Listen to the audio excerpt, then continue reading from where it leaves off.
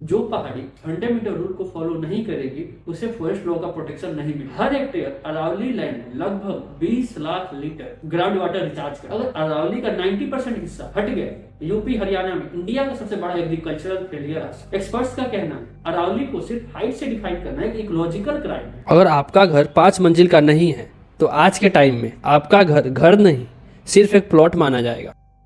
सुनने में अजीब लग रहा है ना, बट एक ऐसा ही लॉजिक अब लगाया जा रहा है भारत की सबसे पुरानी पहाड़ियों के साथ। और ये बात किसी मूवी या थ्योरी की नहीं है, ये सुप्रीम कोर्ट का एक डिसीजन से जुड़ी है जो अरावली हिल्स को लेकर आया है। सुप्रीम कोर्ट ने 20 नवंबर को अरावली हिल्स की एक नई डिफिनेशन एक्सेप्ट की।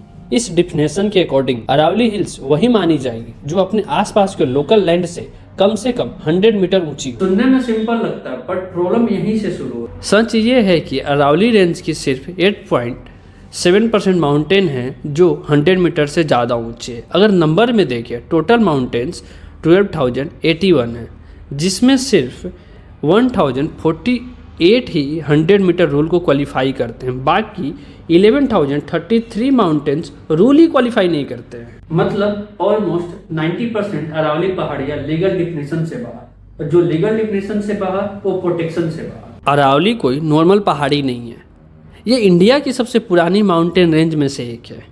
इतनी पुरानी कि हिमालय भी इसके बाद बना। इसकी एज अप्रोक्सीमेट 1.8 से 3.2 बिलियन ईयर मानी जाती है। टाइम के साथ नेचुरली छोटी होती है, बट छोटी होने का मतलब ये नहीं कि इसका रोल खत्म हो गया है। अरावली इंडिया का सबसे बड़ा ग्राउंड वाटर रिचार्ज जोन है। जब बारिश होती है तो पानी अरावली की नेचुरल दरारों से सीधा जमीन के अंदर जाता है। एक्सपर्ट्स कहते हैं हर हेक्टेयर अरावली लैंड लगभग 20 lakh litre ground water recharge कर सकती है। अगर आज अरावली खतरे में है तो कल दिल्ली, हरियाणा, यूपी सबका ग्राउंड वाटर अकाउंट निगेटिव हो जाएगा। और याद रखिए पानी का डेट सबसे महंगा डेट होता है। ये रेंज वाल थार डेजर्ट की सैंड को दिल्ली एनसीआर तक पहुंचने से रोकती है। अगर अरावली का 90% हिस्सा खत्म हो गया तो रेत सीधा दिल्ली आएगी। PM 2.5 पार्टिकल बढ़ेंगे, पोल्यूशन और हीट दोनों बढ़ेंगे। यूपी से होते हुए हिमालय तक पर जम सकती है। जब सैंड हीट ऑब्जॉर्व करेगी तो ग्लेशियर और फास्ट मेल्ट होंगे।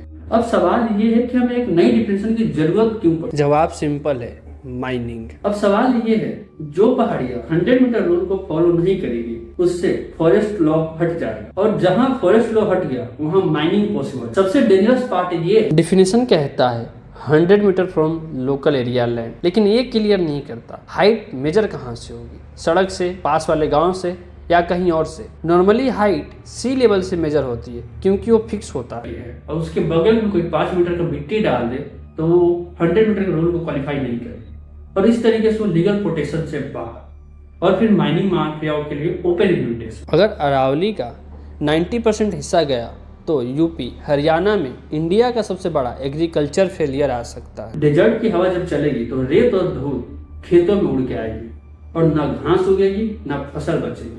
और अरावली टेम्परेचर रेगुलेट का भी काम करती है। जो रेत धूल डेजर्ट से उड़ते हैं उसे वो पहाड़ों में सोखने का भी काम करती है। अरावली सिर्फ एक रेंज नहीं, ये फार्मिंग इंश्योरेंस की है, वाटर लेवल रिचार्ज करने में मदद करती है, पोल्यूशन कंट्रोल में भी इसका बहुत बड़ा सहयोग है, और ये मिलियंस की लाइवलीहुड है। अगर आज हम चुप रहे तो हमारी जिंदगी महंगी पड़ेगी। ये सिर्फ एक पहाड़ियां नहीं। अगर आपको लगता है ये सिर्फ एक एनवायरमेंट का इशू नहीं बल्कि सर्वाइवल का इशू है तो आप इस वीडियो को लाइक करो, कमेंट करो और शेयर करो, और follow for the more for new video. Subscribe to the channel.